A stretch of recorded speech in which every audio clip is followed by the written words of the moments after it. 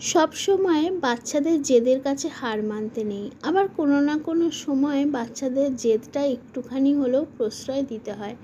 যেমন আমার ছেলে আজকে কেক খাবো, চকোপাই খাবো, তো চকোপাই বেশ বড় শপিং মল বা সেরকম বড় দোকান ছাড়া তো পাওয়া যাবে না। তাও পাড়ার দোকানে গিয়ে আমি জিজ্ঞাসা করতে বললো না, চকোপাই নেই।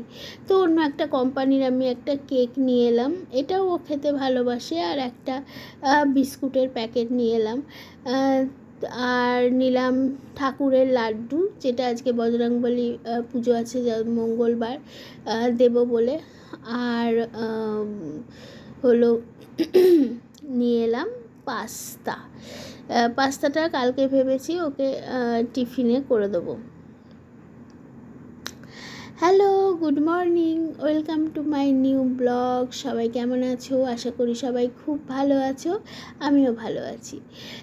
তো তোমাদের সাথে বকবক করতে করতে আমি ভাবলাম যে চাটা বসিয়ে দিই, কারণ আগের দিনই বলেছি যে পিসি চায়ে 24 ঘন্টা বাজি রেখে দেয়, তো চাটা আমিই করব। তো এখন আমি আমার একটু মেডিসিন নিয়ে নিচ্ছি, যেটা হলো এটা থাইরয়েডের মেডিসিন। বেবি আসার আগে আমার এই মেডিসিন নিতে হতো, তারপরে আস্তে আস্তে করে এটার ডোজ বাড়ে। এরপর শ্বশুর দেখলাম কতগুলো বেলি ফুল তুলেছে, তো সেগুলো আমি একটু জলে ভিজিয়ে দিলাম, বেশ সুন্দর গন্ধ ছাড়ছিল। তারপর বাইরের দিকে এলাম, ওয়েদার একদমই ভালো না, বর্ষাকাল, নতুন করে তো আর বলার কিছু নেই। আর গায়ে খুব ময়লা হয়েছে, দেখতে পাচ্ছ, ওকে চান করাতে হবে। এই বর্ষার জন্য আমি আরও ওকে চান করাচ্ছি না। তো যেহেতু বজরংবলী পুজো, জবা ফুল মাস্ট, তো দেখলাম যে হ্যাঁ একটা জবা ফুলেছে, তার একটা জবা ফুটেছে, তো আমার বেশ মনটা খুশি খুশি হয়ে গেল। তারপর ফ্রিজ থেকে একটু সবজি বার করলাম, তারপর এই চকোকে একটু কোলে তুলে নিলাম। আর চকোর যখন চুল থাকে, ঝাঁকড়া ঝাঁকড়া চুল, ওর বোধহয় খুব অসহ্য লাগে, তখন কোলে নিতে গেলে না ও পুরো কামড়াতে আসে, অনেকবার আমাকে কামড়ে দিয়েছে এরকম করে। আর এখন ওকে সেভাবে কোলে নিতে গেলে একটু সময় বুঝে কোলে নিই, কারণ আমার ছেলের সামনে থাকলে কিছুতেই কোলে নিতে দেবে না, যেমন হয় আর কি, বাচ্চাদের মতো হিংসা হিংসি চলে। তো আমাকে ওকে দেখেই একটু কোলে নিতে হয়, নাহলে ওর ওপর চড়াও হবে। যাই হোক, এই যে চায়ের জল আমি নিয়ে নিলাম, আর চাটা এবার বসিয়েও দিচ্ছি। একদিকে চা বসাবো আর একদিকে ভাত বসাবো, কারণ কোনো কিছুতেই আমার শান্তি নেই। এই যে আমি শনি রবিবার দেখি না, উঠি না অতটা। শনি রবিবার পিসি চা করে, ভাত করে, তো চায়ের তো 24 ঘন্টা বাজিয়ে রেখে দেয়, আর এত পরিমাণে চাল নেয় যে ভাত থেকে যায়। আর রোজ রোজ কি এই ঠান্ডা ভাত খাওয়া যায়? তার মধ্যে এখন আবার বর্ষাকাল, তো কী আর বলবো, আমি মা বলে দিলেও সে কী করে আমি জানি না, একদিন কম ভাত, একদিন বেশি ভাত, এই চলতে থাকে। তো আমি ভাবলাম যে সোম টু শুক্র ভাত আর একদিকে চা আমি করে নেবো, বেশি কিছু বলার দরকার নেই, কথাতেই কথা বাড়ে, এই ভেবে আমি আমার কাজ আরম্ভ করে দিলাম। তো এগুলো তো যখন আমি রান্না বান্না করতাম তখন তো আমি এগুলো নিজেই করতাম। আর এই যে শ্বশুরমশাই এবার চান করতে যাবে, তার আগে চকর চুল টুলগুলো একটু আঁচড়ে দিচ্ছে। তো চুল তো নেই, এখন সব লোম কাটা হয়ে গেছে। তো ছেলেকে রেডি করিয়ে স্কুলে পাঠিয়ে আমার চান ধান করে এই যে পুজো আজকে হয়ে গেল। আর হ্যাঁ, একটা কথা তোমাদের সাথে, এবার থেকে আমি সকাল 10টাতেই আমার ব্লগ আপলোড করব, তাতে কে দেখলো না দেখলো, কারণ ওই রাত্রিবেলা যেই করতে যাচ্ছি না ব্লগ আপলোড, ওয়াইফাই কাজ করছে না, কি হচ্ছে জানি না, ব্লগ আপলোড হচ্ছে না, অনেক রাত হয়ে যাচ্ছে, আমি ঘুমিয়ে পড়ছি, অনেক কিছু হচ্ছে। তো এই কারণের জন্যই আমি ডিসিশান নিয়েছি যে আমার রোজের ব্লগ আমি সকাল 10টায় পাবলিক করব, শিডিউল করে রেখে দেবো 10টা। এই সব কিছুই আমি ইউটিউব থেকে শিখেছি, অন্যদের ভিডিও থেকে শিখেছি, যে এরমভাবে আনলিস্টেড করে শিডিউল করে রাখা যায়, তারপর সেটাকে পাবলিক করা যায়। যাই হোক, করতে করতে হয়তো আরও অনেক। চলো, পুজো আচ্ছা হয়ে গেল, এবার খাওয়ার পালা। আর আজকে কী কী হয়েছে, আজকে হয়েছে পোস্ত বাটা, এটা হয়েছে মানে ঝিঙে পোস্ত হয়েছিল, পোস্ত বাটা, আর এটা হলো আলু উচ্ছে ভাজা, আর এটা হলো আলু ভাতে, যেটা জিরে আর শুকনো লঙ্কা দিয়ে মাখা, যেটা পিসি জিরেটাও পুড়িয়ে ফেলেছে, শুকনো লঙ্কাটাও পুড়িয়ে তেতো হয়ে গেছে, কোনো কিছু বলে শান্তি নেই। এর মধ্যে বললাম ঝিঙে পোস্ত, আর এটা হলো পেঁপে দিয়ে সয়াবিন দিয়ে একটা তরকারি হয়েছিল।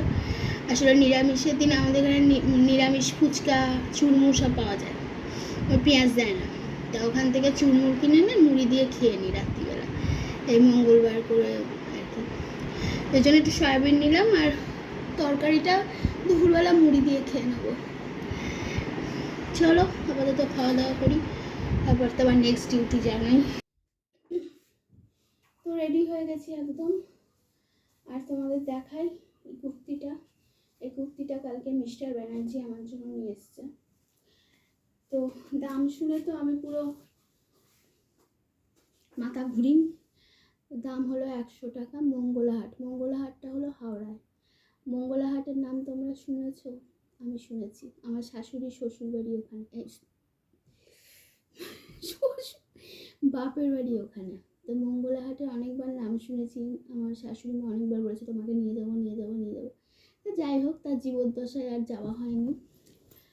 আর আমার হাজব্যান্ড আগে আমার জন্য যাই কিনেছে কিনা, নয় ছোট নয় বড়, আর এটা একদম ফিটিংস, তাও এত কম দামে আনছি। মরা মানুষের জিনিস নয় তো, যে ঘাট কাজ করে ফেলে দিয়ে গেছে, তারপরে সেগুলো এনে ইস্ত্রি করে 100 টাকায় কী করে দিচ্ছে, আর এত সফট, তোমাদের কী বলবো। যাই হোক, কিছু বলবো না ওকে, কারণ নাহলে আবার টুকটাক করে যা দিচ্ছিল বলবে তোমার তো কিছুই পছন্দ হয় না, দেবো না। আর এখন কিনবো হেডফোন, কারণ আমার ছেলে বিভৎস চেঁচাচ্ছে, রাগ করছে, ওর নাকি আওয়াজে ঘুম আসছে না আমি যখন ফোন দেখছি। তো হেডফোনটা চলো কিনি, স্কুলে যেতে দেরিও হয়ে যাবে আজকে। ঠিক আছে, চলো বেরোনো যাক। তো রিক্সা করার কোনো প্ল্যান আমার ছিল না, কিন্তু কেমন একটা শরীরটা ভার লাগছে, কেমন একটা ভালো লাগছিল না বলে রিক্সা করতে বাধ্য হলাম। আর এই যে রাস্তার কাজে নেমেছে, ড্রেন থেকে ময়লা তুলছে এই যে মেশিনটা দিয়ে, এটা যে কবে সরবে, যখন আমি বাচ্চাকে নিয়ে ফিরি না ভীষণ অসুবিধা হয়। মানে রাস্তা দিয়ে ধরো এই মানে অটো যাচ্ছে, বাইক যাচ্ছে, গাড়ি যাচ্ছে, তার মধ্যে তুমি বাচ্চাকে নিয়েও ফিরছো, তুমি যে সাইড দিয়ে ফিরবে সেটা হলো তোমার উপায় নেই, কারণ সাইড দিয়ে পাঁক তুলে রেখেছে, নোংরা তুলে রেখেছে। 80 টাকা। হেডফোন কিনবো না, তুমি তো ঘুম আসছে না, তোমার আওয়াজে ঘুম আসছে না, দেখি একটু অন্যরকম বললো। আর এক পিসি আছে, তুই হাত দিবি না, হেডফোন থেকে দূরে থাকবি, দূর থেকে দেখ। আসলে আমি ইয়ে করে নিই, মানে ঘুমিয়ে পড়ি, মানে যে ঘুম সুন্দর করে রেখে দিয়ে ঘুমাবো সে হয় না। দাও, আমাকে বলে হেডফোনের তো কোনো গ্যারেন্টি হয় না, আপনি আর ইউজের ওপর নির্ভর করেন। আমি আগে হেডফোন ছাড়া চলতাম না, যখন আমার ছেলে পেলে হয়নি, আমার তখন হেডফোন এত খারাপও হতো না, এখন প্রচুর খারাপ হয়ে যায়। ওই যে ঘুমিয়ে পড়ি, মানে ঘুমানোর আগে আমাকে হেডফোনটা ঠিক জায়গায় রেখে তারপরে ঘুমোতে হয়। না, আমার হেডফোন খারাপ করে ঘুমবো, আর এই ছেলে আছে। চলো এখন মিষ্টি খাচ্ছি, ঠাকুরের মিষ্টি রেখেছিলাম, খাচ্ছি। পড়ছে তো বিছানায়, তো পিঁপড়ে হবে। তো অনেক দিন বাদে আবার পার্কে এসেছি, আমার হাঁটাও হয়ে গেছে। আর এখানে ছেলেকে বলছি চ এবার দোলনা থেকে নেমে চ একটু বড় পার্কের দিকে যাই, ও বলছে আরেকটু দোলনা চড়ে নিই তারপরে আমি যাব। এই কথোপকথন হতে হতে আমি বললাম যে না, এবার যেতেই হবে, কারণ তাড়াতাড়ি বাড়ি ফিরতে হবে, তোমাকে হোমওয়ার্ক করতে হবে, এইসব বলে যাচ্ছি। তারপরে দেখলাম যে ও আস্তে আস্তে নেমে আসছে, কিন্তু রাস্তায় বেরিয়ে দেখি যে এত ঘন কালো অন্ধকার করে রেখেছে মেঘে, বাপরে বাপরে, তোমরা কতটা ক্যামেরায় বুঝতে পারছো জানি না, এত কালো করেছে। আমি বারবার বলছি চ বাড়ি চলে যাই, কারণ এখান থেকে আমার বাড়ি বেশি দূর না, একটুখানি তাড়াতাড়ি হেঁটে গেলেই পৌঁছে যাব। বাট আমার ছেলে কিছুতেই বাড়ি যেতে চাইছে না। ওই পার্কে যাব, ওই পার্কে মিমি বসে আছে, মানে আমাদের ওই গ্রুপের আর কি সবাই বসে আছে, আমি ওখানে যাব। আমি বলছি দেখ, এবার একটুখানি যাওয়ার পরে দেখি এক ফোঁটা হাতে বৃষ্টি পড়েছে। আমি বললাম যে আর যাবো না। এবার ওর হাতেও পড়েছে, তখন বলছে এবার বাড়ি চলো, বাড়ি চলো, তাড়াতাড়ি বাড়ি চলো বলে তখন ও রাজি হয়েছে বাড়ি যাওয়ার জন্য। আর আসার মানে যখন চলে আসছি তখন দেখছি আমাদের গ্রুপের আরেকজন যাচ্ছে, তো সেও আমার পেছন পেছন বাড়ি চলে যাবে আর কি। তার বাড়িটা একটু আমি বললাম যে যেও না, কারণ তুমি কিন্তু ভিজে যাবে। হাতে ছাতা ছিল, তাও যা বৃষ্টি পড়েছে এরপর যে ছাতা কোনো কাজ করছিল না।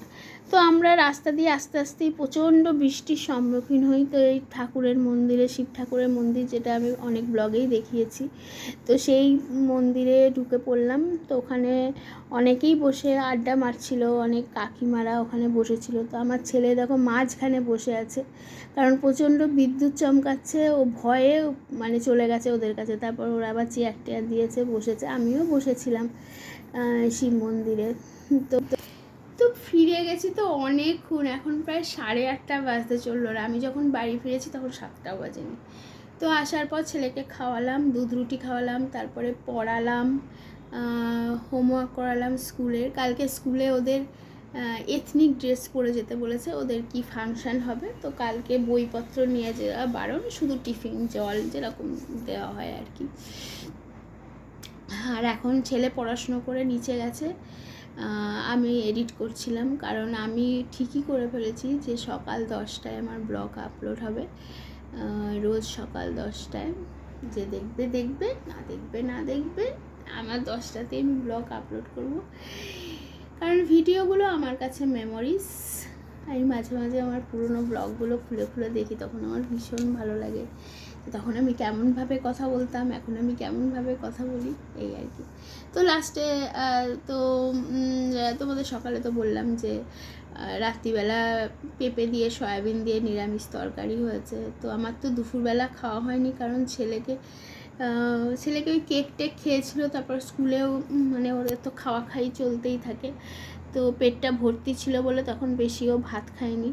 তো ওর ওই আলু ভাজা মাখা ভাত আমি একটুখানি পড়েছিল, সেটাই খেয়ে নিয়েছিলাম, ওই জন্য দুপুরবেলা আর খাইনি। তো এখন পেয়েছে প্রচণ্ড খিদে, তার মধ্যে তোমাদের বললাম ফুচকা চুরমুর, সেটা কিছুই বসেনি, তো কিছুই কেনা হয়নি। এখন জানি না কি খাবো, সেটাই আমি বুঝতে পারছি না, প্রচুর খিদে পেয়েছে আমার। তো দেখি কি খাওয়া যায়। তো চলো আজকের ব্লগটা এখানেই শেষ করছি। সবাই ভালো থেকে সুস্থ থেকে।